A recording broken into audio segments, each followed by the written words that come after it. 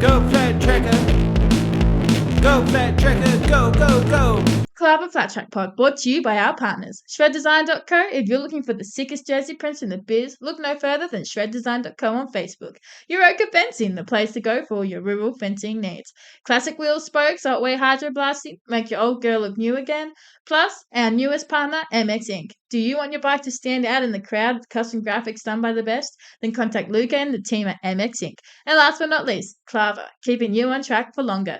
Now, onto the episode. Well, g'day. Welcome to another KLAVR Flat Track Pod. I am your host, Aussie KLAVR. Just wanted to do a bit of an intro to this one, mainly because I was on the phone to Tom Northey and he was supposed to make it to this interview pod, first interview pod for a while, which we're really looking forward to. Tom was as well, but he said that he was stranded thanks to his boss. I think he just got on the drinks a bit early or something. But he said, "Oh, make sure you bag me out a lot on this pod for not making it," and I actually forgot. I didn't, so I thought I'd do a little intro and bag him out. He's probably still looking for Mike Hatches.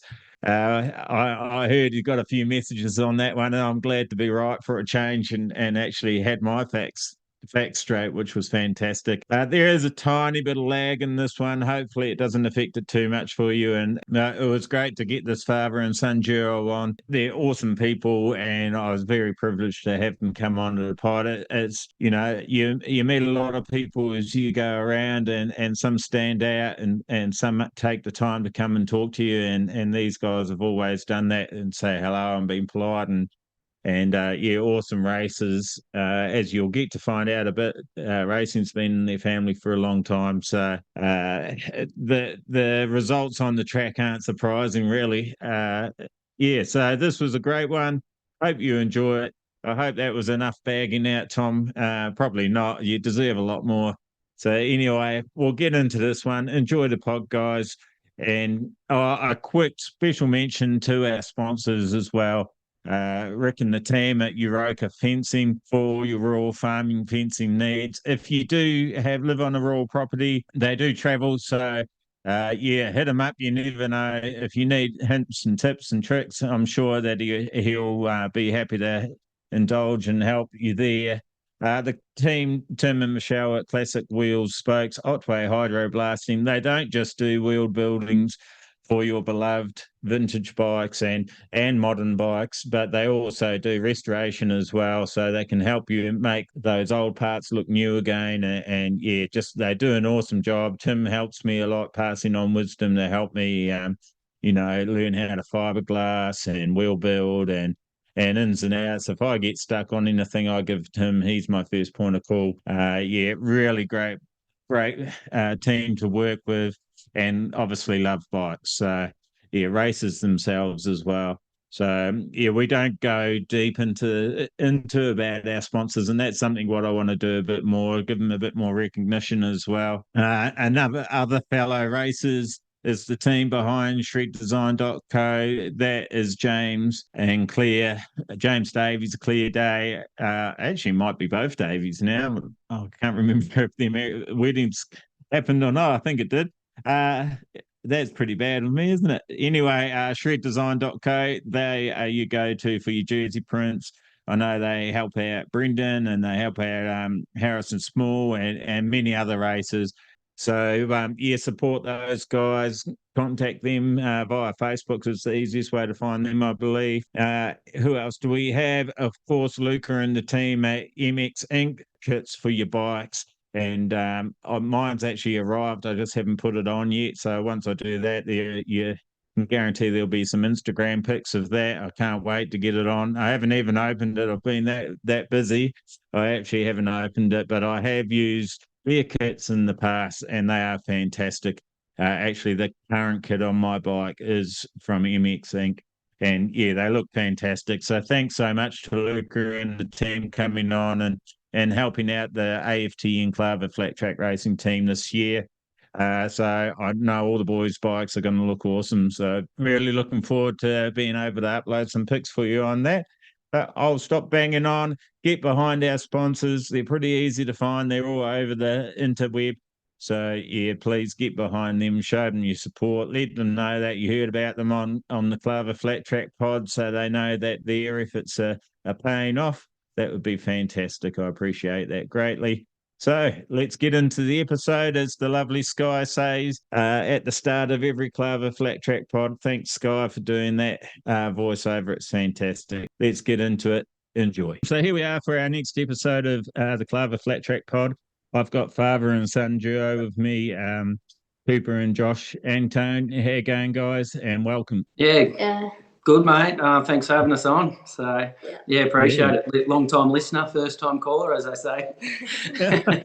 Yeah, we're just talking off here about that a bit, and I wasn't sure how much you've listened to the pod and that. I know Cooper's come up to me a couple of times in the pits and mentioned it and that sort of thing. And then I think, was it at the last round of the Skylift series that I said you should come on, and you'd love to? Yeah, so I think we bumped into each other at the speedway too. We were talking there, so you brought it up, said it might be a good thing. So we've sort of been looking forward to it. So like I said, we've listened to the pod a fair bit. So usually in between race meets and on the way to race meets or whatever. So we've listened to majority of the content that you've had before. So it's been good. So but as you know, when we have interview pods or riders from around Australia and the world on, we like to sort of just get a bit of a background and where you live and where you're from and that sort of stuff. So I don't mind who leads that one.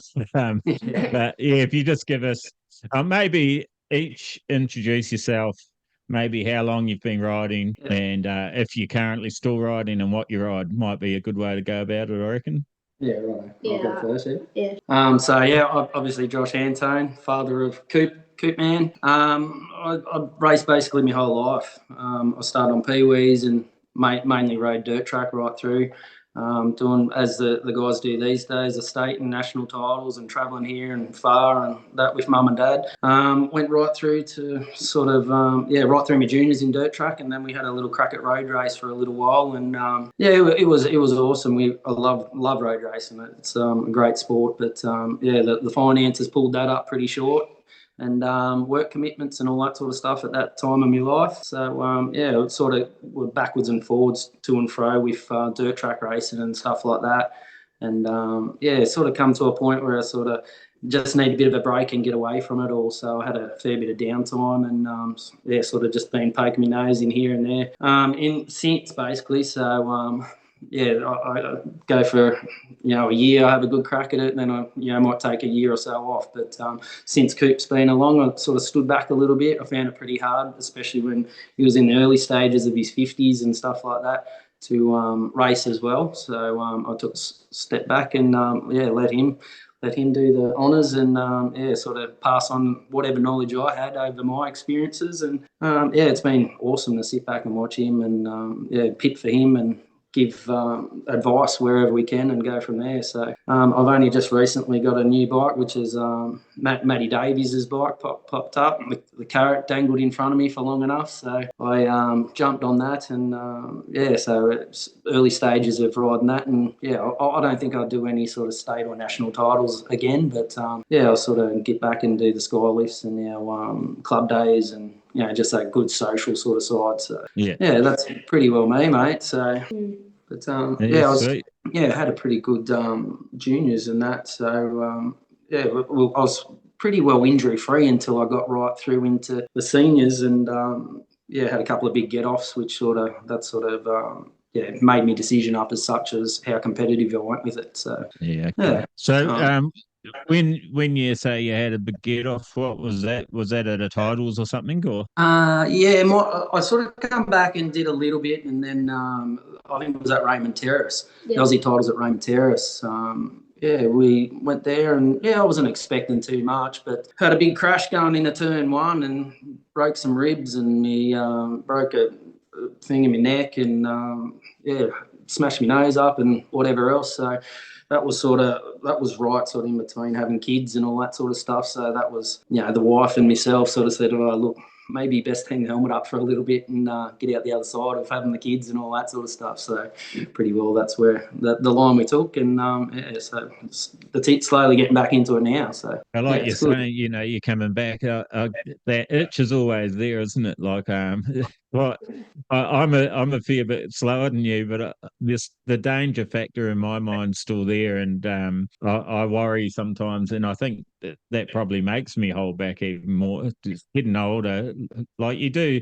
You hear it a lot around the pits, people saying, oh, he doesn't have to worry about going to work the next day. And it's, I mean, I wish I could block that out, knowing that I've got a family that rely on me and that sort of thing, but I just can't. But some people can, but I just can't. And it's a tough one. I've seen it across a lot of the young guys that are now having families and that, and you don't see them at the track as much anymore. It's that bit of reality check, isn't it? That's it, exactly. So it's always hard, and I think like the pool, as soon as the tapes go up or the gate drops, basically that brain gets put out and left there. So you got to keep especially when you've been doing it a long time, like yourself. You've come up through the juniors, and you went through a time where you didn't have those responsibilities, and you've trained, like you're saying, you've trained your brain to go fast, and that's it. You've got a whole other challenge. Yeah. So it's good. We'll come back to you in a bit. So Cooper, don't want you sitting there just looking at the screen, mate. So we better hear a bit about what's going on with you. How old are you? Well, I'm nearly 12. When we head overseas, will be 2 days. If I'm coming home, I'll be 12. But yeah, I'll still be 11 when I race the world title and that. So yeah, right. Yeah, cool. So what's the world title that you're going for? Oh, so we're heading overseas. We're going to Sweden. So we'll go to Denmark first, and then we'll stay there a couple of days, meet with some friends, like settle in, get over the jet lag and that, and then we'll go over to Sweden, probably have a couple of days there and get into the race meeting. I think it's the 14th and 15th of June, and then we'll have the meeting, hopefully go well, and hopefully go one step better than last year and that. So yeah, right. So awesome. We are a flat track podcast, but you're not talking about flat track. What are you talking about? What discipline? Speedway. Like speedway racing. Yeah. So you're a multiple discipline rider, aren't you? Do you do any road racing as well? It's just dirt track and speedway. I've had a crack at road race. It was really fun, but we can't afford it. It's a lot of money. It is. It is expensive, and then if you want to be at the top of it, it gets more expensive. Paying for rides and all that sort of stuff comes into it, doesn't it? I don't know heaps about it, but I do know that it gets pretty tricky navigating the top. You guys know the Flemings and a few other guys from track that have gone to road racing, and you got 100% commit if you're going to go all the way, don't you? And it is a big financial commitment. But what you guys are doing is also with the speedway. Tell me how that all came about. Well, we're doing a heap of dirt track and that, so I always loved speedway when I was like 3, 4. We'd always sit down and watch it, have like SGP and all that, and then eat dinner, and while we're watching it, I'd run around the table making the noise, annoying mum and dad, and that's just the true story, Josh. Yeah, that's pretty true. He actually blew his lips for that long. They all swelled up one night. Yeah, I like. But I think it was the GP when we went to the GP we went down to Melbourne, Marvel Stadium, watched the boys tear around down there, and since he sort of come back from that, it was like, this is what I want to do, sort of thing. So, which is completely left wing from what I'd sort of did as well. So it was good. He sort of picked up his own sort of thing, and away he went. So for you, Cooper, that's what you're channeling. You want to be a speedway star, or do you think you might jump into AFTN, Aussie Flat Track Nationals, and the flat track stuff a bit later on, or what's your main focus at the moment? Well, we're at practicing today, getting ready to head overseas and that. So I'm mainly focusing on that, but.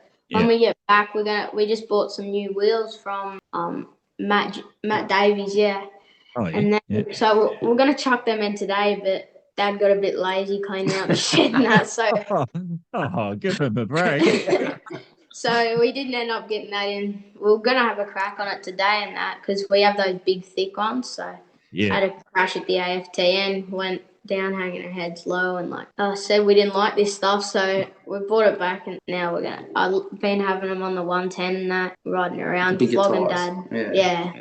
Oh, yeah. Not, so what, 17s? Yeah, just got a new set of 17s for him. So, Yeah. Look, we probably won't, we won't make every round, but yeah, we want to give it at least one round to crack this year, and give it a bit of a try. So the first initial time we went was the very first round at Appin, and we didn't have a good setup. We had two wider rims and didn't have a steering head dampener or anything for him. So yeah, we sort of end up coming back home with our tail between our legs a little bit. So after sort of resussing it all and watching the direction in it all heading now. So it's something we definitely will look at, I suppose, won't it? We'll give it another crack.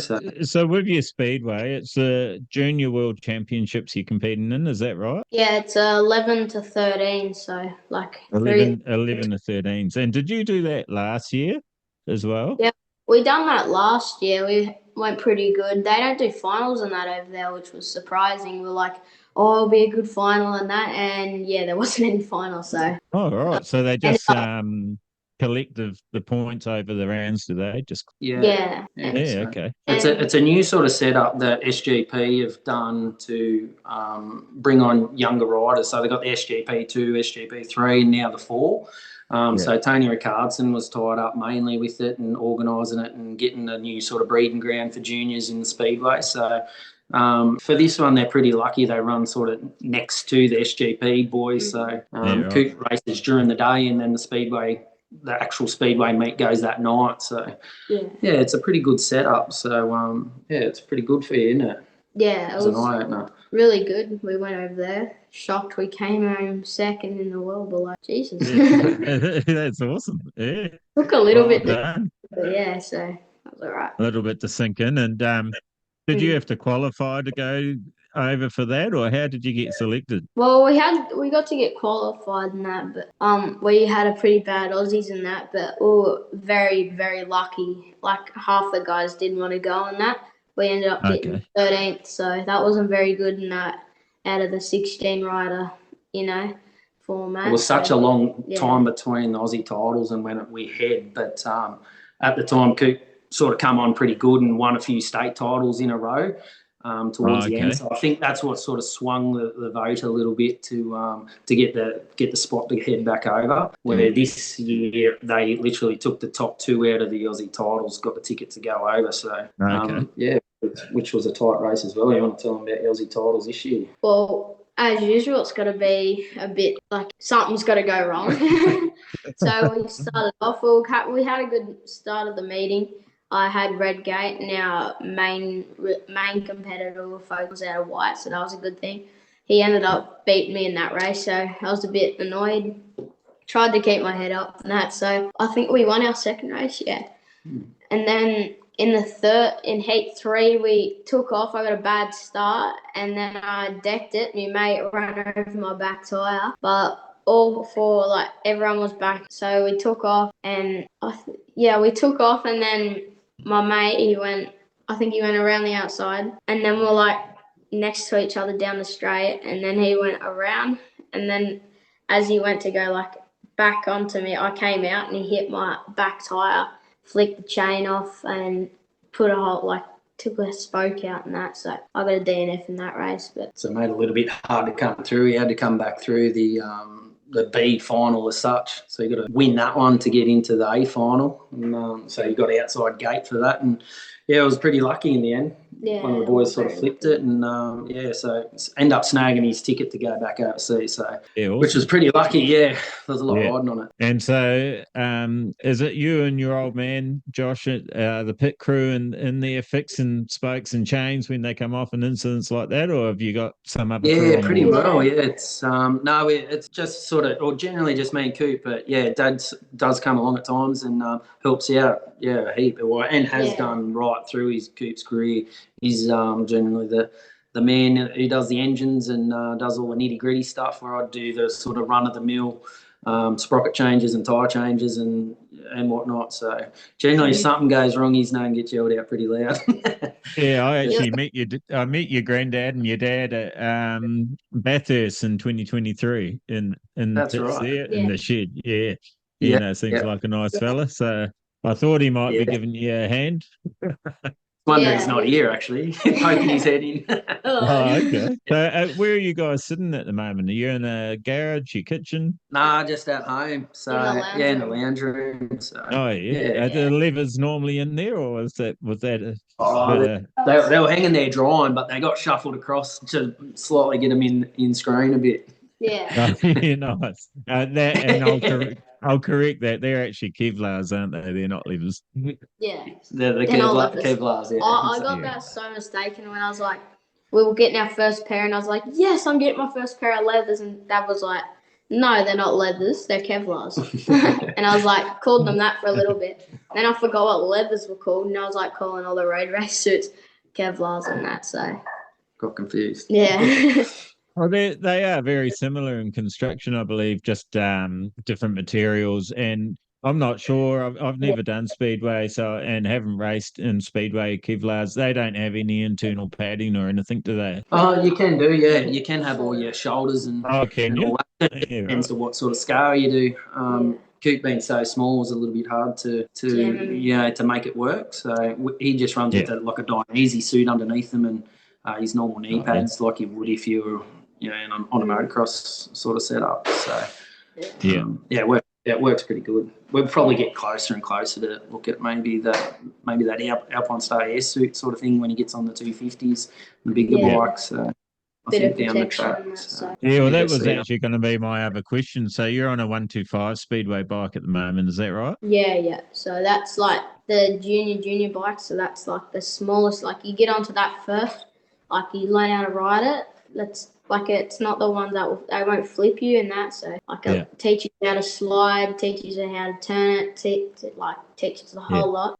And then he teaches you how to put like weight on your outside foot and that. Teaches you to get low. You need to. All of that for the 250s. Yeah, right. I'm sure it could still high side you though, couldn't it? Definitely. Yeah, so you're learning a lot, like you're saying, weighting the outside peg and keeping it into the left going low so that you're low side rather than high side and keeping the wheels spinning. So it's pretty similar skills to a racing flat track and dirt track, isn't it? But I know the bikes feel totally different. Yeah, it generally takes like jumping backwards and forwards between disciplines takes Cooper a few laps to get his eye back in. Like it's so different to ride. But I can see a lot of his speedway style coming out in his dirt track racing as well now. So it's great to see. He's got his own little style on these dirt track bikes and that. So it looks really good. Like from that Curry on the weekend, he was sort of the main guy going around the outside and out in the dirt and all that sort of stuff. So you could really see his speedway style sort of shine on those big, fast oval, bigger corners. So it was good to see. And vice versa, his dirt track helps him huge with his speedway as well. So that's why we try bouncing backwards and forwards between the two disciplines because I think they sort of coincide a little bit and work well together. So, we always thought we'd do it as long as we can do both disciplines until it sort of come to that point where we had to either jump whichever way we needed to. And then, go from there. So well, you do see with some of the seniors. I mean, a lot of the senior speedway riders that do travel overseas and have careers in speedway come home and for fun they'll jump on a dirt tracker and go and race 2118s or 1919s, and they adapt pretty quickly, don't they? I think the major. Like the sort of basic for dirt track and speedway are very similar. Keep the wheel spinning, keep it leaned over so you don't high side. That's it, exactly. But I do understand that the geometry of the bikes is totally different. Yeah, it is. It's crazy. It's weird to work on. Like I always say, it's like a go-kart to work on. So it's little changes, being no suspension in the back end. Little changes here and there make such a huge difference. So it's been pretty good to work those sort of, working out how you work out a speedway bike and then bringing it across to a dirt track bike as well. So it's sort of energise up and make thinks outside the box a little bit, so it's good like that. Yeah, or you learn a lot about the back wheel, don't you, in speedway and how to get traction, and I'm guessing that's what some of those little changes are, to get more drive from the back wheel, or less drive if you've got too much and you're just launching it all the time. That's right. And I'm sure when you get to the bigger bikes, that just gets even emphasized even more, and that will become even more of a skill to hone in on, isn't it? Exactly. For both of you, the rider and the mechanic. Yeah, that's right. Yeah, it's always hard sometimes, isn't it? Yeah. We're pretty good, aren't we? We used to blew a little bit, didn't we, in the pits and come back in, but we got it all sort of worked out a little bit now. Is that Cooper? Is that because you're too similar? Do you think, or is just like, I'm riding, I know what I'm doing? Dad, be quiet. Yeah, Dad never rode much speedway, so yes, I know more than him. Yeah, fair call. Yeah. And I think there's a congratulations for last weekend up at Curry, wasn't it? Did you get a first? Did I hear that right? Yeah, I got first on the 65, which I was a bit shocked for that. We haven't been on our 65 for a little bit. We landed it back off guys Bozzy and Hunter. Yeah. Yeah, cool. So that's that was a title for you then, a New South Wales title, was that right? Yeah, New South Wales title on that. So. Your first one. Yeah, awesome. Yeah, that was my first New South Wales title I've ever won on the dirt track, but. Yeah, right, fantastic. Yeah, because Tom was reading them out. Neither of us obviously were at the event, and Tom, I think he got the results sent through to him, and we had first, second, third only. And I heard your name on there. I thought that's pretty good. Yes. Yeah. Real happy, weren't you? And then the 85 ended up second on the 85. So had a good one. Great weekend. So yeah, we come away pretty happy there. So how often are you riding a week? And what's your sort of training that you're doing? I mean, you're pretty young. Do you still have to do muscle training and that sort of thing, or are you just relying on youth and getting lots of seat time? Well, I ride a fair bit on the 110. That's like a home bike, Yeah. Really free, you can just get out, and I ride on that the most. And training, no, I don't do much training and that. I do soccer. That's like a sport for me. I do that on Sundays, and that's where I get all my fitness and that from, I suppose. Yeah, no, I reckon it would. Yeah. And do you train during the week? Did you say, Josh? You trains during the week as well? Yeah, Tuesday generally, and soccer training and just generally pretty sort of fit anyway, aren't you, bud? So haven't really. Yeah, he hasn't sort of needed to at this stage, and he's a pretty active kid. He's flat out. So he's on the bike nearly every weekend anyway. So takes as much rest time, probably more so resting.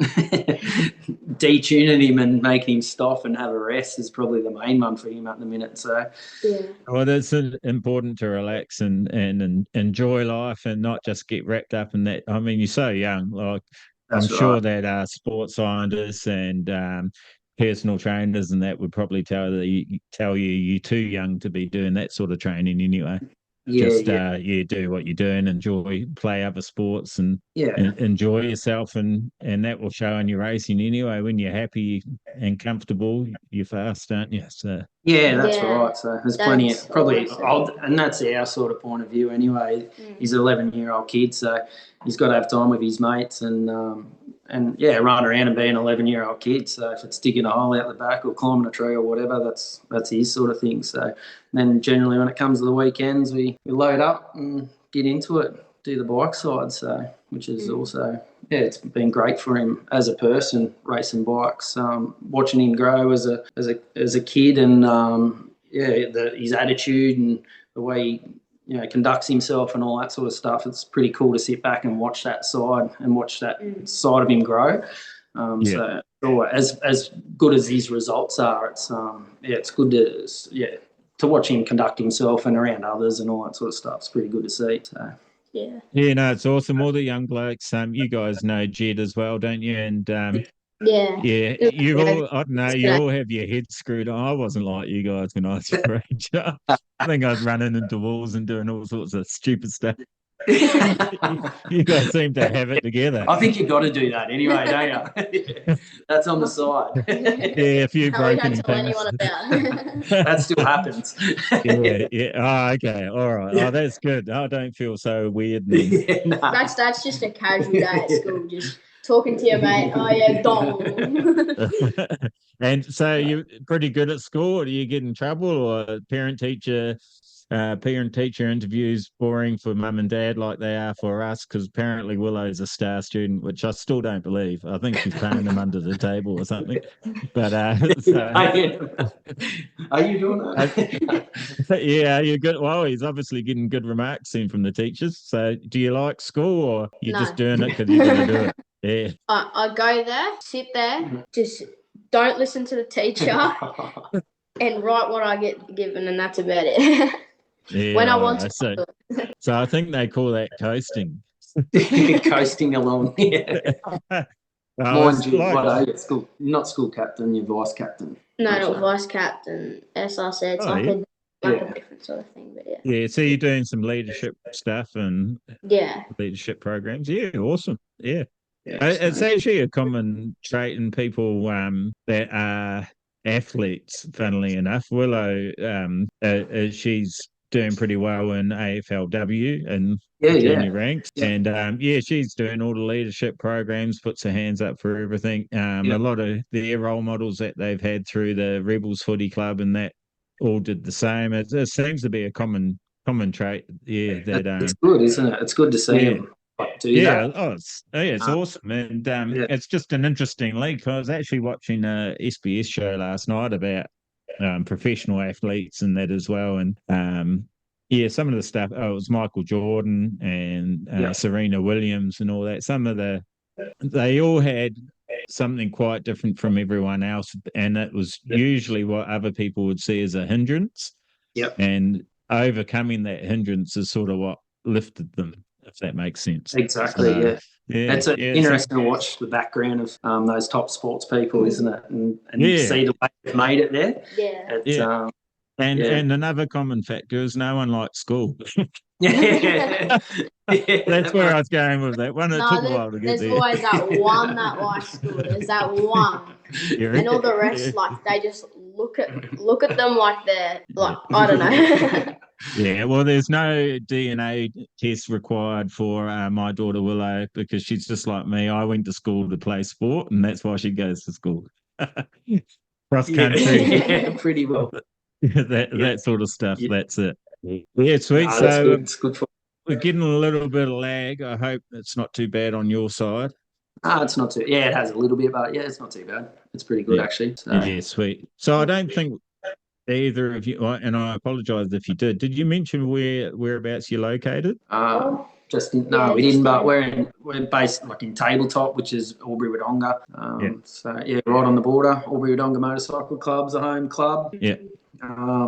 Been down there since a long time. So I remember Dad. He used to tie the rope behind the P-way and sprint after me the whole lap, and like I would know he's behind me. And there's this one day, I loved him there. I didn't want to him to let go, and then one day he just let go, and then I just rid it along, and I was riding for ages, and I was like, surely he's getting tired now. I looked back and he wasn't there.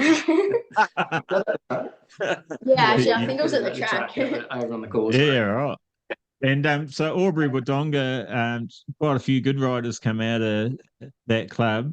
Have you been there since a junior, have you, Josh? Yeah, I have. So, obviously it was around before I was about, but my dad and a group of, always is like a group of guys got in, and it was pretty overgrown at the time, and got in and made a small speedway track, and then, things progressed from there. And most of those people are still involved in the club to some extent still today. But they got the track up and going back then, and it's moved along from there. So it got shuffled around a little bit with the railway line and all that sort of stuff, and into the new area where the club is now on the old soccer grounds.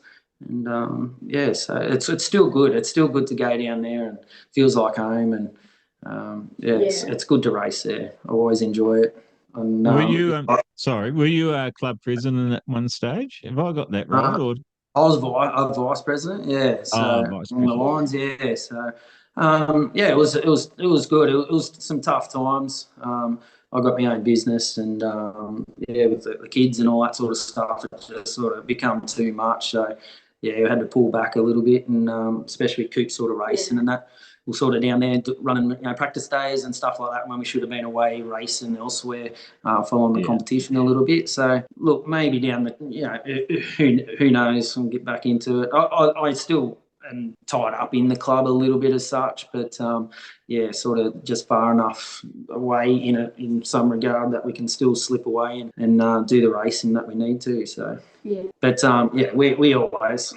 We love the club there, and we always make sure we support them in any way we can. So. Yeah. That's where you started your speedway as well, Cooper, at the Aubrey at Diamond Park there. Yeah, well, we got, Chris Holder and all that. Yeah, we got Chris's old bike down there. There was a meeting down there.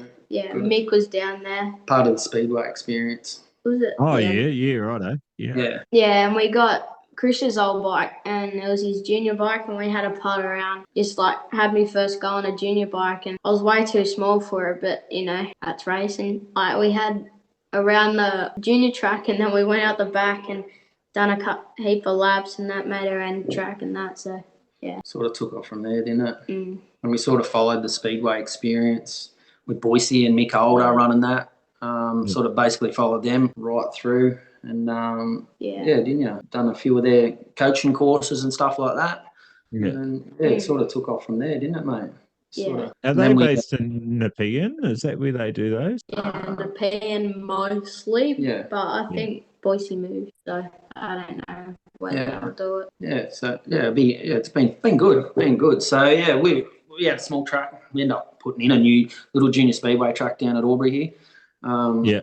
It moved it out in the infield a little bit, and so it's been good to practice on, and we haven't ran a huge amount of meetings there, but I think we've done 3. We'll hopefully get a few more starting to pop up this year, next year, so it'll be good. Yeah. And so you've been riding around then a bit on speedway and dirt track. You've been to multiple tracks, not just Diamond Park.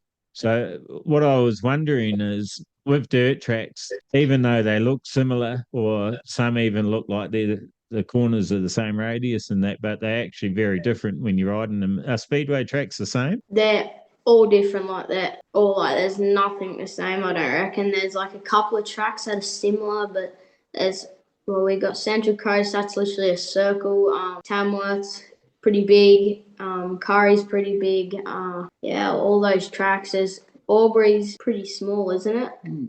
Yeah, Sidewinder's small. Yeah, they're all different, good tracks and that. I love the small tracks because I like getting up low on that. So yeah, right. So the tighter the better. Yeah. Have you ever seen the Sidewinders track, Darth? So, no, I haven't. No. Sidewinders in Adelaide, it's like a full-blown little proper junior speedway complex with a fence right around the outside, and it's a proper little stadium sort of vibe about it. I've actually seen the Facebook page, and I'm going, why haven't I heard about this place? And then I realised it was junior focused, and I thought, that's probably why. But I've never been there. I've actually never raced in South Australia, which I want to change very soon. But Mud and Tars hadn't been doing a lot. Gilman Speedway was running MX bikes. With the oval stuff. So I was thinking about going down for that. But you just haven't made it happen yet, but I'm keen to. And Port Perry down there, the long track, there's been a bit of action happening there. Hopefully they're going to get something happening soon. So that'll be good. Get a couple of meets down there. Hopefully the old long track kicks off a bit more. It's good. It's a bit of a journey. It's a bit of a journey, but it's worth it if you're going to get a crack on a track like that. We all have a long track, so. Sometimes that's half the fun, isn't it? Getting there. Oh yeah, true. Yeah, the trips are good, and actually that's a good one. How do you travel together? So you've been doing a fair bit of traveling together. You can handle the smelly socks, Cooper, or what? It's more you smelly socks. I don't wear socks, so that might be the problem. the only motorbike rider who doesn't wear socks under his boots. And I was like, far out. Oh, mate. you're kidding. I don't wear socks, no. But Fill us in on that. Why is that? Why don't you wear socks under your boot? one reason my boots don't fit much anymore. So, but I've never really wore socks. When I was like, I don't know, year 3, I started not wearing socks because I just couldn't be bothered putting them on. And most of the time they were in the dryer, so I just kept putting them on without Probably them. more so you kept forgetting them. Probably more to the point. I didn't forget any socks. Now be quiet. What about when the dirt gets in there and that? Like my boots usually get filled up with dirt and stuff, or do your Kevlars go over the top? Oh, the Kevlar's gone over the top, so I'm pretty good. So Yeah, right. I was going to say that would be annoying. People are shocked when they sit there and watch him take his boots off. they're like, you got no socks on. And I'm like, yeah, it makes me like 2 kgs lighter. So. Oh yeah, you watch. Everyone will stop wearing socks now. It's like I don't know if you listened to the episode with Luke Goff, and he only had a front tire, so he put it on the back, and he destroyed the field. So next time he went there, everyone was running the front tire on the back. Oh, Goffy. Yeah. How'd you do it? He'd win on anything though, wouldn't he? I actually haven't seen him ride apart from on video footage, so I'm looking forward to getting together in person, and he can show me how to ride. That would be good. Yeah. Very talented boy and very knowledgeable with what he knows in machine, like engines and stuff like that. What he does, so it's very switched on. He's having a crack at the AF10 this year with us, which is awesome. And I can't wait to see how he goes, because he's on I believe I'm pretty sure it's an 06 Honda CRF, so 450. So it'll be interesting, and I reckon he'll be good. It sounds like I've had reports that he's looking pretty comfortable on his wife's 250. So. And he told me he 100% trusts his 06. So it'll be awesome if he comes out and smokes everyone on it. He's always liked his older bikes. He'll be right, I think. There's a few guys that like that year model actually. There's a supercrosser or a motocrosser, I can't remember who it was, that really loves the OSIT. And still, I don't know if he races competitively on it. Probably not. Probably a practice bike or something. But But it's interesting, isn't it? When you feel good, you feel good. That's it. That's right. Yeah, just found his sweet spot, and that's it. So if you're on the right track, it makes it a lot easier, isn't it? Being comfortable and knowing what riding what you know, sort of thing. So it's always good. Yeah. So it would have been great to have the 3 generations actually, but what's your old man's history with racing? Was that a thing from his dad? And so it's actually not so much from his dad, or not at all from his dad, but his brothers and he got together, always loved motorbikes, put bikes together, and so he done a little bit of a dirt track back in the day, and he went and done a little bit of road racing and stuff like that. So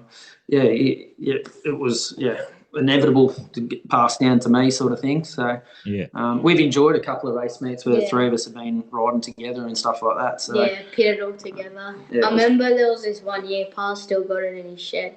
It's a photo of me when I was like 3 years old, or probably your first race meet at home, right? Like my first proper race meet, like not like a div 1 and that, and I'll have my thumbs up and that. Dad's sitting down, we all got our helmets and that, all in our gear at the track, and that was really good actually. We didn't actually have any other riders for him to ride against back then, so me and my dad had to go out and ride around with him at the club day, and made a bit of a race of it, so it was good. So. And then I always won. Put us off on the P-way. And so, sort of going into that side of things a bit, Cooper, what do you think about the competition? You were saying you're racing your mates, by the sounds of it. You've made mates travelling around and racing, and is there quite a few junior races at the moment, or is it a little bit thin, or what's it like? We definitely need more junior speedway riders. We have to travel a long way like in the final, the A final of the Australian title, we were all in width of 10 hours apart from each other. So Yeah, right. Cody, Adelaide, Aubrey, Sonny, top end of New South Wales, top and end. Guy Mitchell, way up north of Queensland. So Yeah. Yeah, right. but they're all spread out pretty well, the boys. So So hence we're doing it's sort of not more good. and more dirt track at the moment. So yeah, it's sort of not much speedway happening at the minute. So had to swing across a little bit. So normally we're flat out speedway at this stage, but yeah, it's been good. Wasn't that much summer. Yeah. Well, we did get smashed a little bit, but not as much as we did last year. We got smashed last year. Mind you, we did go up to the Followed the Aussie speedway Tenor and titles. all that. Aussies, Yeah. and that was good. Yeah, and so you've made mates through the racing. When you put your helmet on, are they still your mate, or what's the go there? That's it. You're in to win, and that's it. Yeah, I'll see them at the finish line actually. Oh, well, that's the plan anyway. Yeah. Well, you got to have that mentality, don't you? Because you're there to race and there to win, aren't you? So yeah, it's we a pretty don't trick. travel all that way to go to easy on your mates. You got to run hard, otherwise you're not learning anything. Yeah, no, I like it. Like the sound of that. Yeah. And what do you think about like this? Do you think there's definitely more dirt track and flat track races than speedway? I'd say that's probably a given, isn't it? Yeah, there's so many more. Like we definitely need way more speedway riders. So if anyone, asks your parents, can go get a speedway bike and that, come down to your local club and that. We need speedway riders and that. So I think it's such a good like anything, it's works so well with your dirt track. Like I was saying earlier, I think if you had a chance to ride junior speedway bikes or something like that, even if you weren't racing it flat out, have a ride and get a bit of practice. It certainly helps with your dirt tracking. So yeah, it's the closest cross training to dirt track if you're a dirt tracker, isn't it? Wanting to 100%. find a new edge, then the skills. A lot of or we know a lot of the same people. Your Rick Wasons and Chris Bartons and there's a few others that are speedway fanatics and they'll all tell you that the throttle control you learn from a speedway bike is the best thing you can bring over to your dirt track bike. So gating. gating is really probably good. pretty good. It's done work it didn't on the New South title, but sort of. Yeah, he's get like the gating. Most speedway riders you see pop out of the gate really good. So it's just the little things, I suppose, isn't it? It's all experience, isn't it? Picking it up. Yeah, well, have you been around too for a while now, Josh?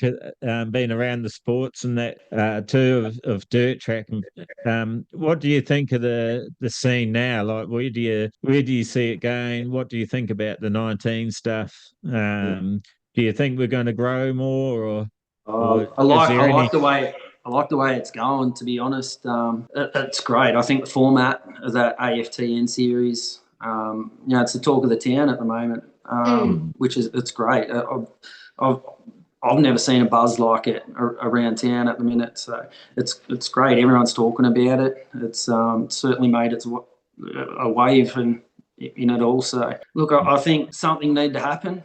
And they've certainly hit the ground running, the boys, with the AFTN. That format is sensational and bringing on some great racing.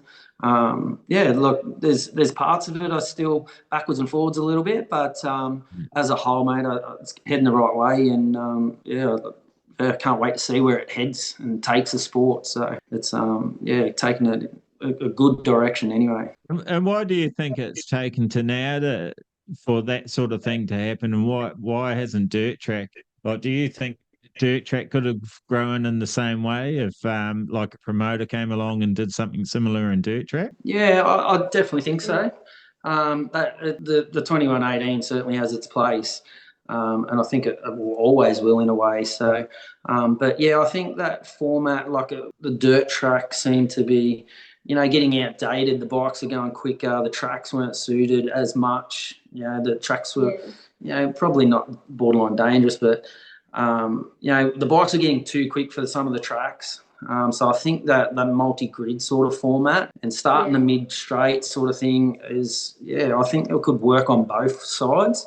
It's just slowing that pace down and the congestion going into turn one. Like, I know we all love watching 12 riders charge into turn one at the end of a big straight, but sometimes that's not ideal. So, but that's what you generally see. Hence when that's how I had my big get off. So, look, I love it. I think it's great. I think the aligning itself with the likes of America and Europe and stuff like that with the flat track. It's I can see nothing but positives. So it's interesting you mentioned about like the charging and that still happens with the 19s. The only difference is it might be like 0.5 of a second slower. And, in the scheme of things, it's nothing. It's I think the quality of racing's as good, if not better. The thing that I like, the reason I say if not better, is because I think it's actually more of a so I'm referring to the AFTN structure with the longer races and that it's more sellable. So when I did my edits, I really wanted to commentate on them, but because Mick's the commentator for AFTN and that it just didn't feel right, so I just sort of let that go through the background, which doesn't give it quite as a good edge for us from putting it on YouTube. But why I'm editing it and watching those races, I'm commentating in my head, and it's just you can see things changing in the race around the racetrack. It's just going for longer. There's more to me, it makes more good, better TV than say a four lap sprint race. You can talk about let's say Max Whale. He slipped to fourth, and now he's coming back. Look at him fight. He's got 10 minutes and 2 to go, or 5 laps and 5 laps to go or something. It's just, I don't know. I think it makes a better product. And I think Australians and New Zealanders probably struggle with that concept because no one's really tried to sell the sport that hard in the last 15 years like that. And I think that's where the difference is. Because dirt track is just as exciting. The setups, there's nothing wrong with it. The setup's fine. Apart from it doesn't tie us into the relatable part of the rest of the world racing on the 19s. That's that's the only downside. But I'm with you. I think it's part of the Australian racing history, and it can't be washed out, and it won't be anyway. I mean, there's guys that just love doing dirt track, and that's all they want. All they want to do. But I think as far as a soluble package and to grow the sport, if a promoter wants to stand up and try and do it with dirt track, that's awesome. But I think that's where 19s is going to take the game. Even with the tyres like that, the Michelin radial and stuff like that for the bigger bikes, just the expense and that of that tyre alone is going to sort of just, it's going to destroy the track in a way if something happens there. Well, it's funny you say that because everyone's obviously, we used to buy them for $80 and now they're $300. So that hurts. But it's a thing called inflation that none of us can escape. And it's across all the products. It's just this one because the Michelin does depend on how a track's prep can peel apart pretty quick. That's where it hurts. And I've got to say, the wear on the American tyres is pretty amazing. On the across a few different brands. I've been trying a few different brands. Some just like the Trials block pattern. Some are better than others. And it's again, it all comes down to compound. Michelin have the best compound, and that's why everyone favours that tyre. But some of the softer American tyres. They still wear really well. Like they wear a lot better than the Mitchie, but as people will tell you, they're slower. But depending on the rider, we've seen Tom Jane go out and beat people on 2118s. That's right. That's pretty impressive to watch, wasn't it? Yeah, it's impressive. I mean, we all know he's a gun. So, but it just shows it can be done. And not just Tom. I mean, I think Daniel Wicks has done it. Probably Tom Herrick as well. So that's good. Yeah, I think the difference between the tyres and the times really not the thing. That's right. Yeah, exactly. the focus So on. But even at first, I don't think, like, obviously they're a bit slower than the 19s compared to the 21-18, but I don't think it was a substantial amount, was it? I don't think, can't recall the exact seconds. No, we'd have to bring two MyLap screens up and have them next to each other. Yeah, so it's good. I love it. It's and I think it'll show with being around at the Australian title. Well, that's a huge leap forward for them straight away for this year. In their second year, and I think it'll show with numbers. So well, especially with the talk going around anyway. It's it's all going the right way. So it's good. Well, love to see you on the 85s some stage, Cooper. It'll be awesome. I'm not trying to sway you from your speedway career or anything, but hopefully by the time you're 18 and there'll be some money in it for you and you can have a career at home. That's my goal for our up and coming racers and the ones that are in it, if they're still willing to go out there and battle the young guys at that stage. But it's awesome that I was actually just saying to someone today, actually one of our sponsors, Euroka Fencing, partners, sorry, I hate calling them sponsors, one of our partners, Euroka Fencing, I was speaking to Rick today and was saying about the experiences you've been given and getting at such a young age. And it's just, I think the internet helps with that a bit, and just helps connect the communities. I think it's fantastic that you're getting these experiences, and I can't wait to continue watching you grow as a racer and watch you when you're 18, and I reckon you're going to be an absolute weapon. Hopefully. I reckon you will be, and who knows, you might decide to choose soccer. Maybe you end up getting selected for a national team and that or something. You never know. Exactly. But I hope you stick with the bikes and and the 19s. Eventually. That's good. It's funny you should like what you're saying with the technology these days. Like, we were only talking about it with my dad earlier today. He's going, geez, back in my day, you're lucky to get a photo of you tearing around on your bike, and then my time, you got photos and a little bit of sort of media coverage, and then the young fellas these days with Facebook and Instagram and socials and all that sort of stuff, and even podcasts doing this sort of stuff. It's incredible it's really how far it spreads, isn't it? So it's that's right. Well, so I don't know if you saw my post the other day. The pictures weren't very good actually. You couldn't click on them and see all the names, but we've got 18 countries tuning into our little podcast, which is now there's 18 different nationalities that know who you are. So I think, I think that's fantastic. And look, don't be surprised if someone reaches out or starts following you and stuff. I think it's fantastic, and that's part of our aim is to make you guys aware, and it's fun for me too, because a lot of the people we've had on, I didn't know who they were, and like with you, Josh, you're an Australian title holder multiple times, aren't you? A couple of times. Yeah, all in the younger times, but I was lucky. Well, it doesn't matter about age. The fact is, you got to the top of the ladder, and if you didn't come on here or put your hand up to talk about your passion for the sport, no one would, not being rude, but no one would know that's right. what you accomplished. And I think that's sad, because we've got so much great talent over here. There's a lot of people around who've done some pretty good things on motorbikes that no one really knows about, isn't it? So I think hats off to you guys for what you're doing, and making more, like what you said, more and more people aware of the people that we do have here in Australia or thereabouts, and some of the accomplishments they've done. It's pretty impressive. So.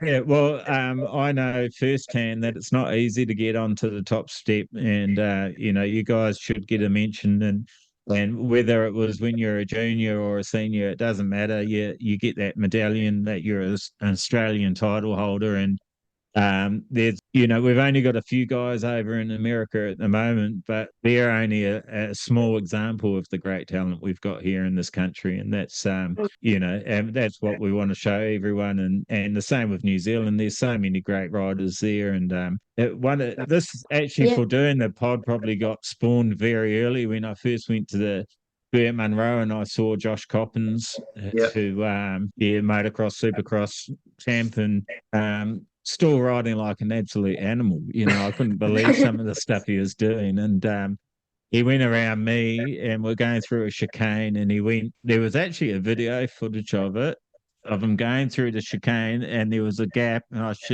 don't know, Harry didn't have to go like that to squeeze through it. He was Squeeze through.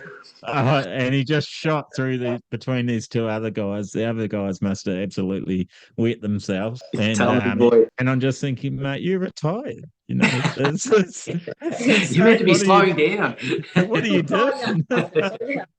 But like you were saying, with getting back on the bike, once you get that level, it's very hard to go backwards. Like that's what you've trained your body and your brain and your muscle memory. That's what it knows. It's very hard to go backwards. That's right.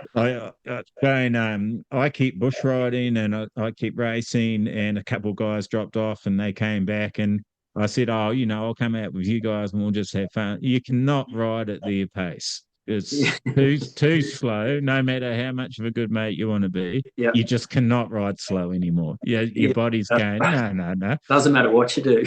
This is like standing still. So you go what you think's a comfortable pace, and you're catching up to them again, Yeah, exactly. So Come on, boys. It's just that muscle memory. You just, once it's trained to that level, that's all it does. That's right. That's all it knows, and that's all we do. So do you have? It's not bedtime already, is it, Coop? Saturday night. He's complaining about Dad being lazy and not getting the wheels changed over, and he's having a bit of shut eye. It's 8:30. Come on, mate. That's his job though. I can't do that. What do you mean you can't do it? So you're telling me you're not doing bike maintenance and you're not learning the basics? No, I just watch him and don't take any notice. All right, so now we're getting a sense of Cooper Antone at school. The real Coop's coming out. I do like sprocket changes sometimes. Help get the tyres off. One time, me and me made up the road. Took us 2 hours to get this tyre off, a 65 tyre. We got it off in the end, but this tube was absolutely destroyed. I hope it was a torn valve to start with or something. So it you got to start somewhere. Hey, mate, we've all done it. And it took me quite a while to figure out how to do tyres. And I watched quite a few YouTube videos. And then I just watched this one after about a year of struggling doing tyres and sort of not wanting to do them. And I just watched this one. It just clicked. And then all of a sudden, where you went, they've been easy. But I think definitely for me, I was being a bit stubborn and I was using just like WD-40 and that's crap. Once I went back to soap is number one. Soap makes it a lot easier. So, makes it. Yeah, that's right. Sometimes it's just that little thing, but you keep trying it out and you'll figure it out one day. But hopefully. I highly recommend learning as much as you can off Dad now, because when you come to living on your own and that, it's a lot harder doing it. We've still got a few tubes up on the roof of my shed, I think, that have put a snake bite in and thrown a tantrum and thrown it. There was this one day, Dad, we couldn't get this 65 tyre on. I swear it was like 6 attempts. You kept pinching the tube, and we found this one, it was so lucky. We just found this one tube. And we thought it looked like an old one had already been out and that. But anyways, it was all good. We pumped it up and that. And then we had a crack at putting it in. And I was outside and I was just waiting for it. And then I just did, yeah. And I was like, was that a cheer from me when I got it? Yeah. I was like, oh, thank God. They're 12-inch, aren't they? 65, 12? Yeah. That shocking little tyre. 10's are my nightmare. But 12's only too bigger. Yeah. Really give the back of the knuckles a bit of a workout. That's why they're very hard. Yeah. It's one of the reasons I love mountain biking, because I basically change the tyre with my hand. That's right. Yeah, you can just pull it off. Just was pull like, it off. I had to pull this electric bike tire off, and I was like, it's so easy. Like you have those little push bike tire ones that are like that big, the little blue ones, plastic or like ones. and we're like, you can pull it off. You get this one bit off, and you just go, and it's off. Pull it straight out, nice and easy. Yeah. It's funny you say about those multiple attempts and just a little pinch in the tube, and I can guarantee it's always when a customer wants it the next day, or like you're going to a race meet, or it's always at the last minute when you haven't got stuff in the shed, backups or anything like that. You see I hate, which I hope it doesn't happen to us, but you see some of the guys on the young kids on the 250s come flying in just before they're getting close to go out for a final. Oh, Dad, I might flick that tire around if that's all right. Get a square edge on. You see the dad in the background just, no! You just know. Yeah, No save up pressure, the spare wheels. Yeah, that's it. Oh, I'm sure it'll happen once, but yeah, hopefully not. So, all good. Yeah, awesome. So, tell me, Cooper, what sort of funny things has Dad done on the road? Like, if you had any funny moments that you reckon's worth sort of dishing them out on, or? Kind of looking at him. Jeez, you're a harsh man. Yeah, you're pretty harsh. Yeah. No. We always find something to have a good giggle at, don't we? I'm always on like TikTok on the way, and then I'm like, oh, look at this. We used to listen to Carl Barron, and that used to bring some tears out. We love Carl Barron. Like it was. I don't know who that is. Who is that? Who's Carl Barron? It's an Australian comedian. Okay. Pretty nice sort of. Australian sort of comedy. Yeah. And he's just got a bit of bad language in there, is it? Or yeah, not too bad. He's not bad. He's not that bad. Don't worry, we know he's a good dad. We're not going to die on that. Yeah.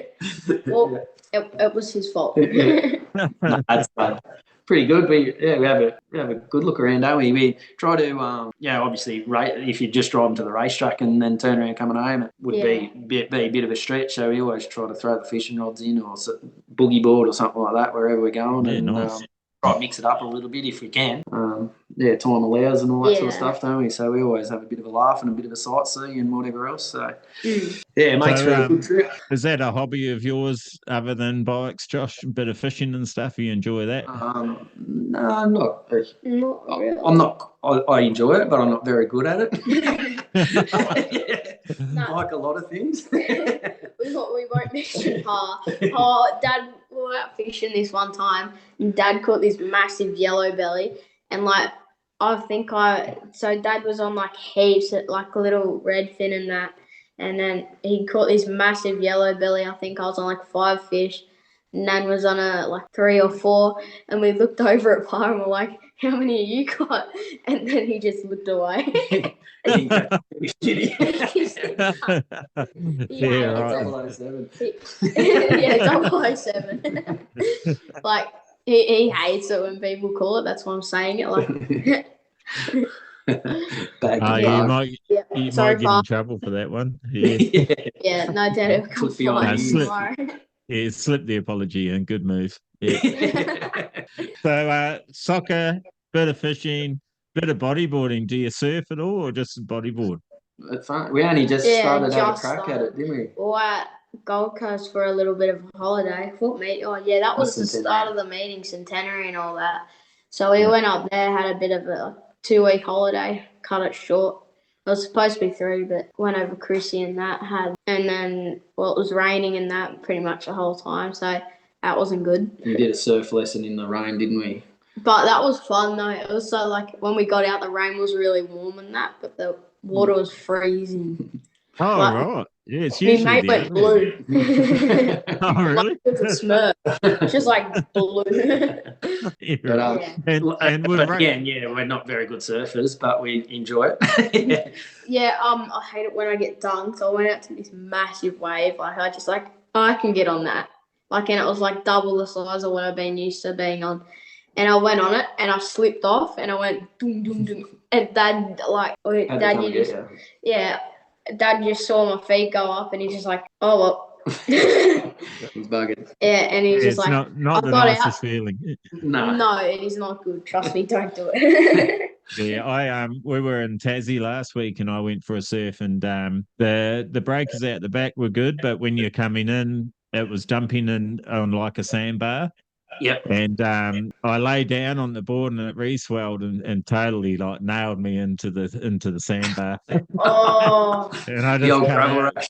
Oh yeah, no, this is Yeah. why I don't do this When anymore. I did it, I came back and I think my nose was about this big and my lip was yeah. like out here. Yeah, you think that landing in water is nice and soft too, and it's obviously when a wave dumps you into the dirt, it's no good. But even when you come up at high speed on the surfboard, it can be a bit nasty if you land the wrong way. End for end. Oh, that's surfing, Jesus.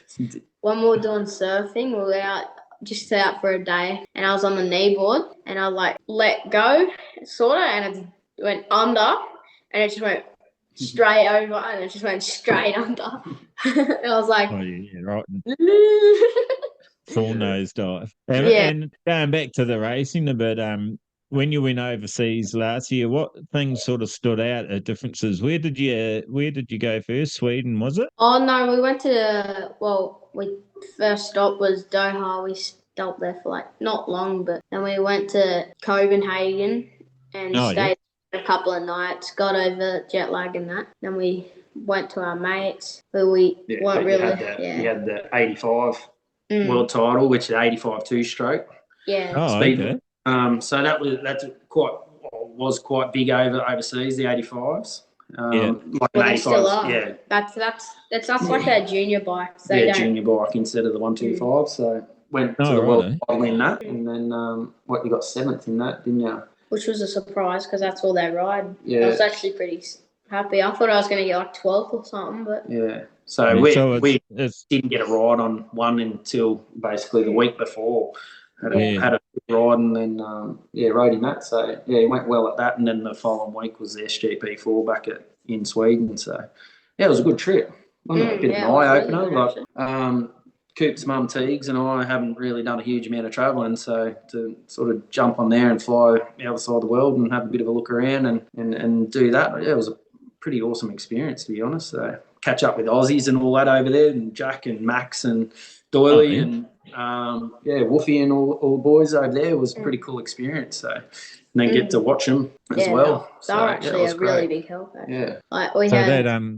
Sorry, Cooper. That became a family trip, so it was the whole family went. No, we got 2 daughters, so they had to stay at home. Just expense and the long flight, and they would have struggled. So Coop's grandma looked after the girls while we were away. So it was good. We've been pretty lucky like that, and we have family and friends helping out where they can and whatnot. So Mum's got to stay home. Yeah, so me and Dad, don't know how this is going to go, but we'll manage. That'll be good, I reckon. Go see a bit of sightseeing and that this time, hopefully. Yeah. Where are we going again? We're going a couple I think. Have you got us there, Dars? Oh, yeah. Yeah, that's there better. you go. Yeah, but we're going. It's frozen a little bit. Yeah, now I've got you. Yeah, there we go. There you go. Yeah, but we're going to hopefully a bit of the trenches from World War and that. Have a bit of a look around, aren't we? While we're over there this time, so yeah, awesome. I see you didn't get to do that too much the first time. No, we pretty much got there. We were supposed to have a practice, but then it got rained out. Got there and straight onto the bike really, and then raced. Flew to Sweden, then raced. Flew home. That's about it. Yeah.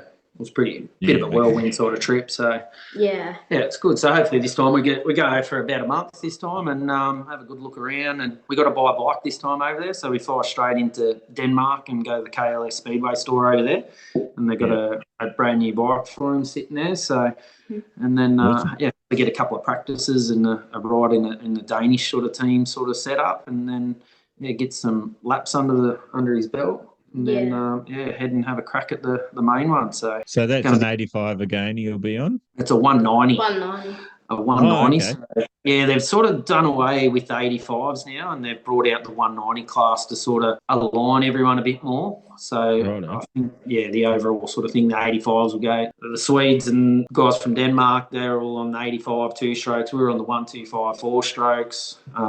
Elsewhere on 125 four-strokes with bigger wheels and all that sort of stuff. So they sort of just put them all together, and mate said like the 190, it's like a 190 Thumpster Daytona engine. Speedway. So they're meant to be a pretty strong engine, those Daytonas. Yeah, quick. Very quick. So, they're really grunty. So like when you come out of the corner, they go like, oh, and they're like they pull a lot harder than all the other bikes that I've been on. Like you on the 85 Speedway bike, you come out and it sort of spins. The junior bike, it's all a bit different and that. So a little bit different to ride. Yeah, mate. I reckon it makes you stronger, like mentally stronger, like, I don't know, like in a different way, like makes you... You're going quicker and it's a bit more to throw around. Like moving, you got to move quicker, reflexes. They're all, actually over there, they're extremely good, like on the gate and that, they can gate. Yeah. There's some I imagine they start at a pretty young age too over there, don't they? Yeah, definitely. So, they live and breathe it. It's a whole different level over there. The Polish kids, they all run in their team shirts and all run past all together and doing all their warm-ups and this and that. And, very professional, isn't it? They're very professional. Hire all the tracks before the meeting, go out there, they ride. Yeah, it's a pretty good experience. And so do you still have a good crowd for you guys before the main event? Or we had qualifying with the SGP before our meeting. So we went up there, watched that. And then we came back down, got all in our gear really quick, and then everyone, like, huge crowd, just went straight onto our junior track. And, like, there was no seats left and that. And, like, we had it was pretty big, actually. It was, like, a pretty big crowd, like, up the hill and that. And all the way we went.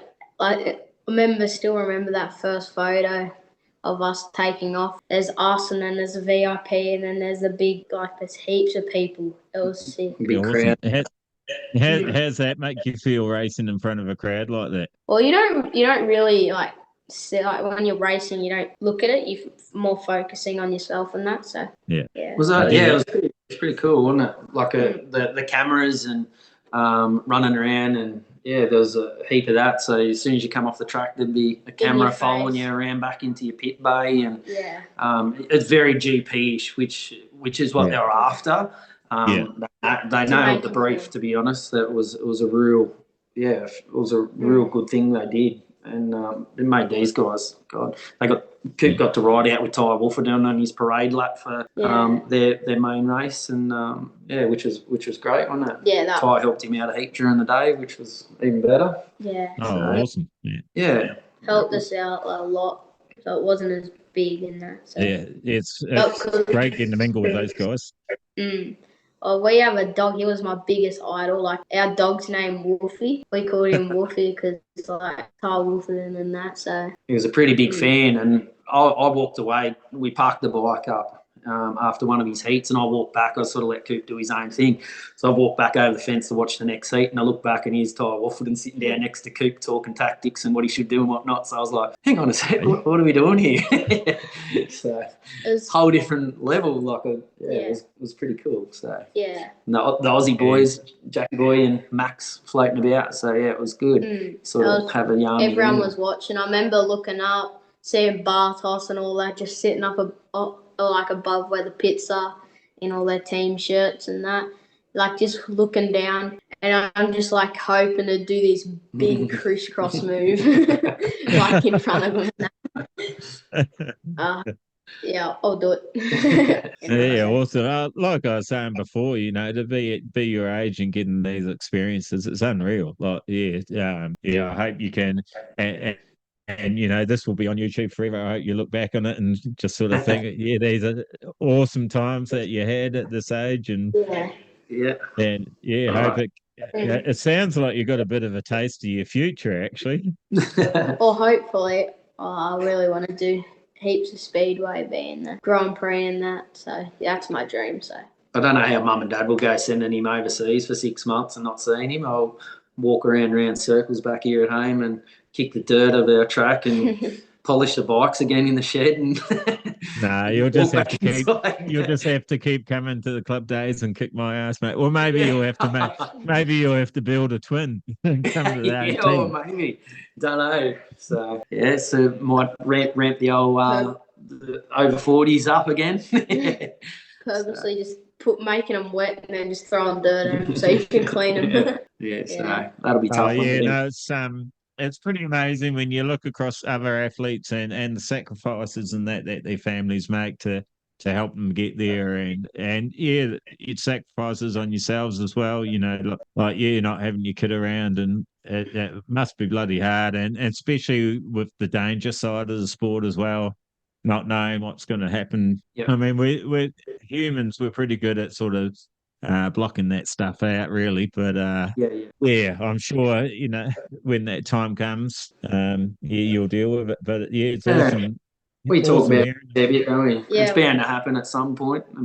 Come off, and we've talked about it and what he should do, and I think we haven't sugarcoated it all. Okay, it's going to happen, mate. At some point, you're going to come off. You just got to be careful and your surrounds and all that sort of stuff. So yeah, it's and he's seen me bunged up before, so he knows that can happen. So can you put a finger on it, Josh? What makes you come back after a crash like that? And can you, like, after you sort of your last bigger one, was it harder? Like, is that when you had quite a big break? Yeah, definitely. That's where it slowed it right up. But I don't know. It's the family, isn't it? Like it's like a dirt track family, speedway family. Whatever it is, we're all on motorbikes, tearing around flat out. So I love that side. I love the travelling, the camaraderie, catching up with people, all up and down the coast. And then the riding on top of it. It's like everyone says, it's a drug, and I think it is. It's a feeling that you can't get doing some other sports, and I think once you get a bit of a taste of it, and when everything clicks in the line, and you've got that how cool is this sort of feeling, it's pretty hard feeling to beat. So it sort of keeps dragging you back, and you keep sort of craving that sort of feeling, don't you? And getting a good gate, or having a win, or whatever, doing a nice big wheelie or something after a race. It's every bit of it we love. So it's good, and I think that's just the main one. Catching up with everyone in the pits, it's good for us. Like, we veer across and we do the speedway, we go away, but then that Bathurst long track meet, that's sort of the first time we all get back together on dirt track. It brings the road racers back, the speedway riders back, and everyone sort of comes back to that hub in a way. Yeah. So it's good to go around and catch up with everyone again, and see how everyone's been going and all that sort of stuff. So then have a race as well and win. I'll try. I'm pretty sure I know the answer to this one. You can both answer separately if you like. Day or night racing, what do you prefer? Night. Yeah, it'd be night. There's something about night, I think. That just feels good. It seems like you're going a hell of a lot quicker too at night, I feel. Or it makes you more focused or something. I don't know. I hate it when you've raced all day, and then you go into night, and then you just like you have a big gap between and it's like a sun break. You have your third ride, and then your fourth ride, and then your final, and you go into that fourth ride, and you're like it feels weird. I don't know, it just feels really like weird. Your engines go better. It feels like it sort of aligns itself a bit better, doesn't it? Yeah. I feel anyway. You can see. Yeah. And I don't know. Speed. I think the density in the air changes a bit. Sorry, we're having a bit of lag again. But the density in the air changes a bit. You can smell the fumes of the bikes a little bit more. I think the atmosphere just changes. I don't know. You feel like a racer at night time for some reason. But you watch the heats. Always go back to Bathurst. You watch the heats of the Bathurst, and then you watch the final at Bathurst, and it's just crazy how much more it looks. Yeah, it looks better. Everyone seems to be. Yeah, I don't know. It's just better spectacle, I think. So it's a hard one to explain. It's a hard one to explain. It's something in us being humans. I think that I don't know what it is, because you listen. That question gets asked on other podcasts around the world, racing podcasts. motocross, flat track. The only ones that I've never really noticed them in is road racing, because most of theirs is at daytime that I'm aware of, unless it's like a 24-hour or whatever. But yeah, everyone says nighttime. Like it's amazing. It's amazing. It's not I many think people. it just puts the blinkers on a little bit, doesn't it? It makes you sort of just focus more. Also, yeah, if we're talking track wise, that tracks tend to hold up a bit better under the cooler scene as well. So I think that As soon as that moisture starts coming back up into the track, it's good in it. The old water track gets packed away a little bit, and the track comes back more. I think so. Yeah, I had a lot of dodgy moments on the last round of Skylift during the day when the track was changing so much, and then the last couple of races felt pretty good. It was a lot better. Yeah, that's right. Yeah, exactly. So no, it's good. You had a little steel shoe issue there, didn't you? You get that sorted? No, I think that was the first Skylift, wasn't it? Oh, was it the first one? Yeah, it was, because Matt Fife gave me a bit of shit over that. And he said you're going out a bit wide there, weren't you, or something? But that was the first one. That's actually the second round was terrible. Like that, I think the tire. I'm going to blame the tires. I'm pretty sure the tires that I heard.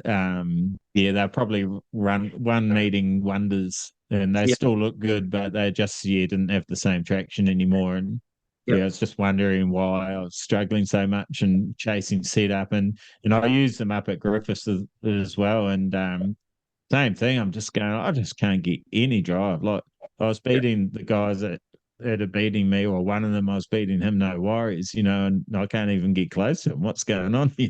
It was two different tracks, wasn't it?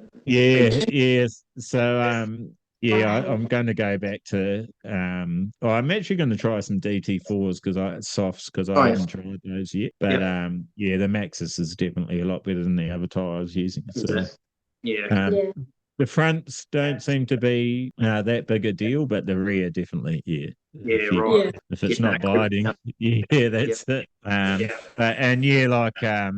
Like with round two, there's a couple of times the track was quite wet, and that's probably the most scared I've ever been on 19s. And I think it was more the tires than anything, because I've ridden on wet stuff before and it wasn't that scary. So seems to be probably the only downfall in a way, isn't it? Or it seems to be. Like I haven't ridden with. I had one quick ride with the 19s. It was my first ever at the practice club day the other day, and the track was quite deep and I just couldn't get a handle of it. So. Be looking forward to going back to a nice, a nicer, slicker track sort of as such, and having a skid around and seeing what they're like. Yeah, deep tracks they can work really well on. A really wet deep track, not so much. Yeah. But just a nice moist deep track, they're fine. But in a wet track, I would much prefer to have like a Kelpie block on the front and still have an American tire in the back's not too bad. But you see them like in New Zealand and in England, they race on really wet tracks. To be honest, I don't know how they do it. They must just be going a bit slower, and everyone's on the same setup. So what's the difference, sort of thing? But Jared Brooks probably the one to ask about that. I think that definitely the first Worlds round he did was pretty soaking wet. Poor bugger. Straight into it over there, straight in a wet one. But like we've talked about before, it's just guys at all levels, but I think it's harder on the guys that tend to be in the front pack when they switch over and they expect it just to be exactly the same, and it's not. Some people can adapt really quick and don't find it. Like when I switched over from 2118 to 19s, I didn't actually feel that big a difference. But maybe it's because I'm not as fast as some, or I don't know. I have dropped pace. I'm pretty sure of that. If I hop on 2118, I can do a lot better. But I'm committed to the cause, so I'm just going to keep trying all the different tires and different setups, and that next club day I'm going to take a 19 Kelpie block on the front, and either have an 18 on the back or American like a DT4 on the back and do a couple of comparisons and see what times. Mix it up a bit. Yeah, mix it up a bit and just try it different. So I think whether if you had something like a Kelpie block, because they sort of charge through wet conditions because of the width and the depth of the knob on the front, I think you'd be feeling pretty confident, I think. Yeah, right. No, it's good. It's interesting, isn't it? Yeah, well, that's sort of one of the good things about the 19s, used a bit here more in Australia, is that we are getting to experiment and try different things, and people do forget that did happen. That's how the Michelin come about. Someone was trying different stuff, and then a bit like Goffey with his front tire on the back. He was kicking ass and everyone went, I want to try one of them, Now we can't get people off Mitchies, that's the thing. That's right. That's it, exactly. Even at $350 or whatever. Oh, no. But, it's crazy. It's crazy. But, when you look at it compared to road racing, the cost to go racing is still very minimal compared to like going road racing or 100%. Even motard. I wanted to get into motard after doing the Burt Munro, and that was my first time trying motard, and absolutely loved it. And I thought I want to do more of this until I went to do some road events, and I was just going, holy, just the entry. The track hire is a lot more, and entry's a lot higher, and I just I don't have the budget for that. So that's right. It takes the fun out of it a little bit, doesn't it? So it definitely does. Yeah, and that's where dirt tracks, and another example of why dirt track's such a good sport, because it is a motor sport, and it comes with expense, obviously, and especially if you start getting to the pointy end and chasing titles and that sort of thing, you'll start spending money. But generally as a motorsport, it is a pretty good affordable option, I think. Yeah, exactly. No, it's good. No, awesome. What do you do for a job, mate? Do you want to give your business a plug? I'm a plumber.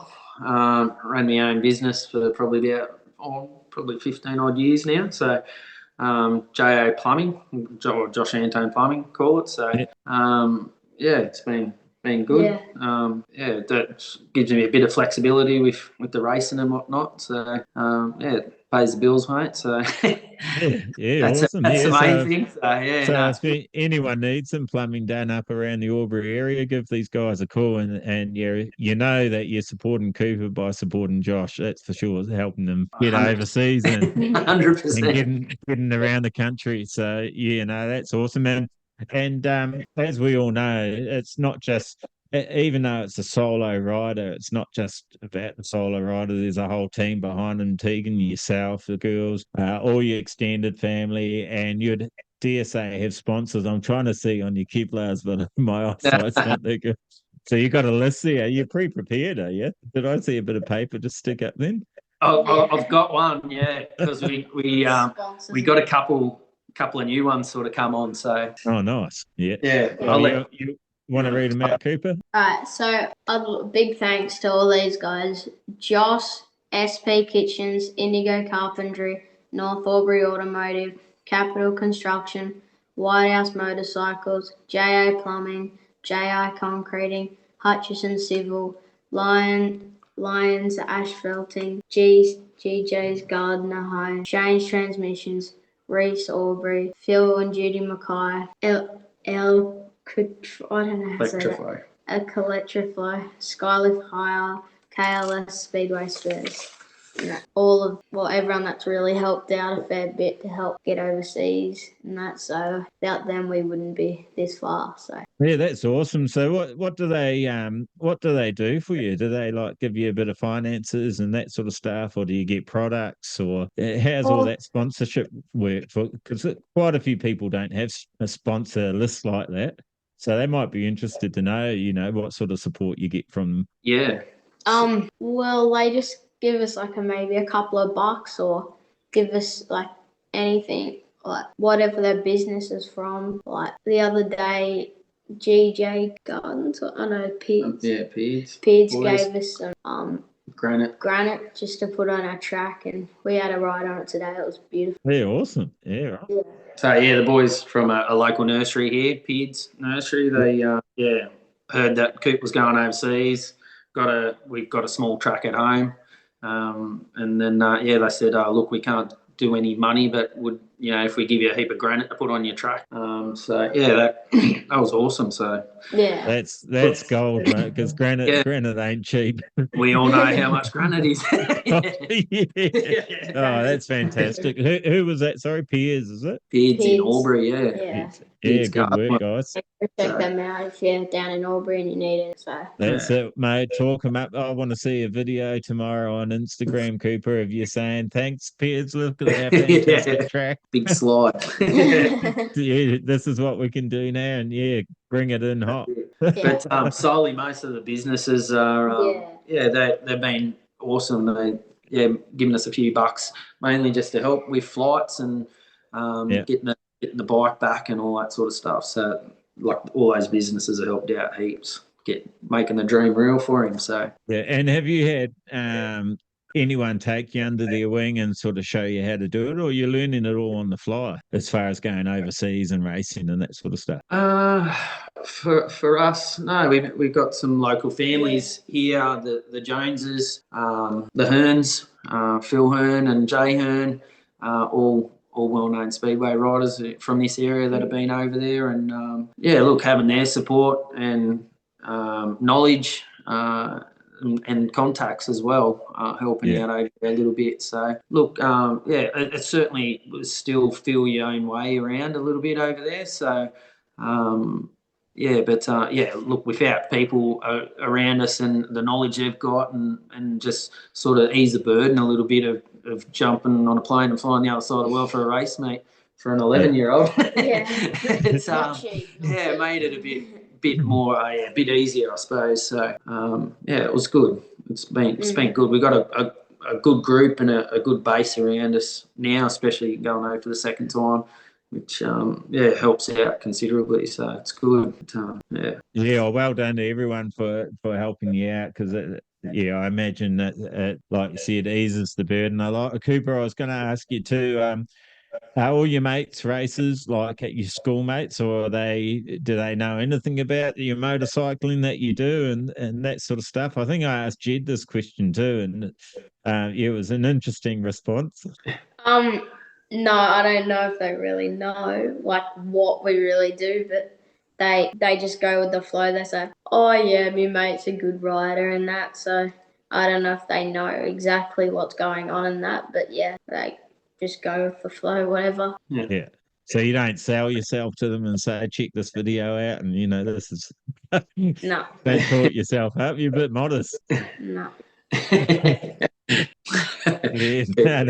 Pretty low key, and Coop's a pretty laid back sort of fella, and so don't really speak too much about what he's done or anything. Pretty modest. So there's this one teacher that leave that to me. There's this one teacher at our school. She loves like all my results and all of that. She always wants to know what's going on and that. Yeah, awesome. Yeah, I come back in and she's like the first person I tell and that. So yeah, cool. Does she have a family member or someone that race bikes, or she's just takes an interest? I think she's one of my old teachers, so she's good with every kid. She can do everything and that, so it's really good. Had her in year 4. Yeah, cool. Sounds like a good sort. Yeah. Yeah, awesome. So what's the next meeting for you guys? Where are you heading next? Oh, we're heading to Nepean for the pairs speedway meeting, just to get ready to head overseas, and that's next weekend. Yeah. Oh, yeah. And then I think you guys have got a club day coming up soon too, haven't you? Is that on the 12th of next month? I think so, yeah. So, I'm hoping to have a ride. I broke my suspension on the back of my bike last one, so I'm hoping to pass for that. But, I don't know if Coop will have a ride. We're sort of getting a bit close to that sort of time where you want to sort of lay low a little bit. But we packed the dirt track bikes away today basically, and we just pulled the speedway bikes out and start practicing on those and get up to speed a little bit and do that. So we'll just see how we go from now on. So is that always a bit of a strategy before a big meeting, whether at dirt track or speedway, especially if you're going overseas, I'm guessing, because that's a tough balance, isn't it? You need seat time, Yeah. but you don't want to get injured. So what Yeah, do yeah. you Yeah. do there? So It's you just don't want to risk it. Most of the time, we're just at home doing a couple of race mates here and there. Don't want to do too much, risk yourself getting hurt and that. Yeah, because it's probably more at the racetrack that you're going to get hurt rather than practicing at home, isn't it? Like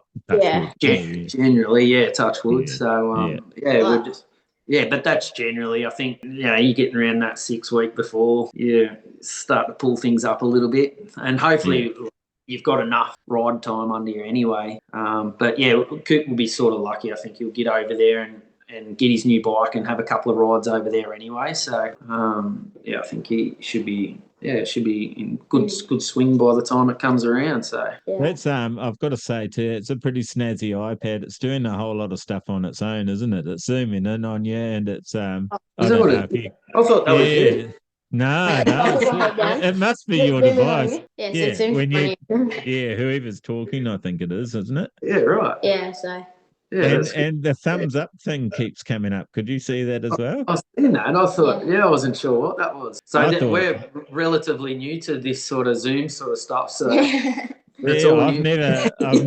never seen it. I reckon it's something to do with the iPad because Yeah, right. Well, there you I've go. never seen it before, and I thought Cooper was doing the thumbs up, and I was looking at his arms, but they were crossed. I'm going, no, I don't think he is. I don't think he is doing that.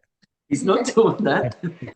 So sorry, Cooper, to surround you with old men that don't know what we're doing. But, yeah, well, I think he's used to it, don't you?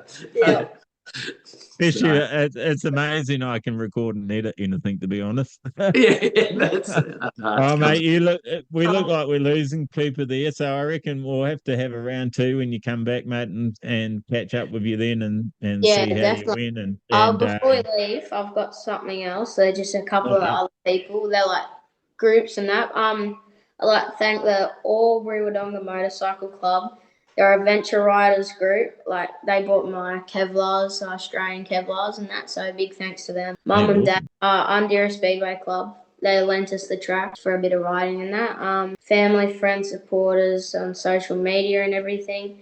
Alan from Maitland Travel, Bozzy Excavations, that they lent us a 65, as I said earlier, and that. So, and Hunter, the kid who rides it. So, yeah. Yeah, fantastic. Well said. Yeah, good job, guys. And it's been great having a chat. It was good to get you on and yeah, well, like I said, we're happy to revisit and have you back on. It'd be awesome to hear how you go over there, and I'll be watching through the socials and I might catch you before you go. When do you actually leave? Or we leave 1st of June, yeah? 1st of June, and then we'll home or 22nd of June, yeah?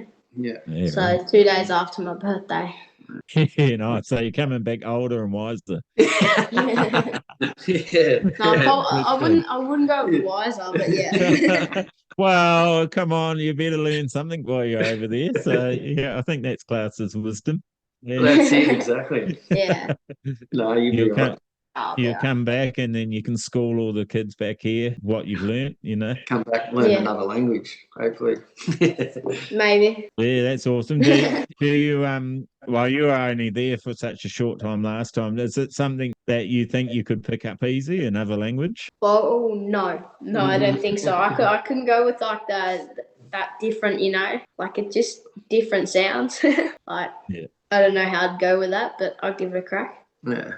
I'm sure he'll pick it up. Him and his mates, it was pretty cool to watch. They're in the pits running around. They've got the translator and laughing at each other. Like it was pretty cool to see. We sort of They're all cruising around as a big group, and then you see them all laughing their heads off and going, they don't know anything they've just said. Like, they got no idea what they just said. They're getting along. We're in this bowling alley, and they've got like putt golf, and they've got this big arcade room, and we're playing soccer.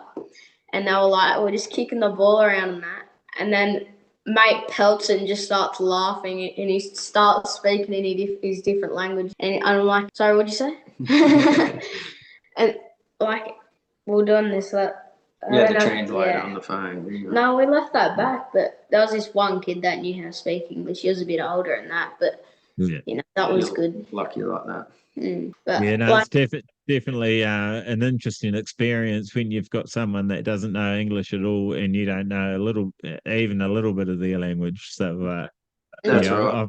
I've put myself in that boat a few times. We host some Japanese students, and the first night's always very interesting. Tough night to get by. It's not tough. You're sort of trying to work out if they're playing you, like how much English they actually know and all that sort of stuff. Yeah, it's interesting. Yeah, exactly. I remember when we were just in there, and then like you could speak English, and then half like sort of understand what you're talking about, like in like your expressions and that. I remember like we went out to go play soccer. We went to his to clean the bikes. I was supposed to clean the bikes, but I didn't clean the bikes. So I went out with Leo on that. So hold on, let me guess. Dad was cleaning the bike. There's a bit of a pattern going on here. I took me sponge over. Yeah, so I cleaned my helmet. That was good enough, yeah. But anyways, so we were like, that was home, and then like back, like I remember like we were going too far or something. We were so far, with like a couple of Ks down the road and that. And I was like, we go back. Do you want to go back home? And I was like, he's like, what? Like he's just looking at me. And he's like, no. We go to soccer field, and then wait. I just kept following him. Just okay, yeah, we'll be good. Yeah. I will good though. You Wally. Yeah, I think you're going to have a lot of adventures by the sounds of it. Which is going to be awesome. Oh God. Anyway, guys, I think we might wrap it up there. And no worries. Yeah, once again, there was no one else. Did we get everyone, Cooper, that you wanted to thank? Yeah, got everyone. I'm very impressed with the forward thinking and writing it all down. I think Jed was reading it off his levers. Yeah. No, it's good. awesome. Been good. Thanks heaps for having us on, mate. Appreciate it. Oh, you're very welcome. And yeah, we'll see you around. And I hope everyone from around the world that's listening has enjoyed it and got to know you guys a bit more. And we'll follow you on socials, give you a like. Reach out to them if you can help in any way too. That'd be much appreciated, I'm sure. And can't wait to see Cooper on a set of 17s in the AFTN. And then going on to 19s, and you'll forget about Speedway because you'll be earning the big bucks over there. So we look forward to that. So yeah, keep it sideways, guys. Go Flat Tracker. Till next time. Yeah. Thanks, mate. Yeah. Go Flat Tracker. Go Flat Tracker. Go, go, go.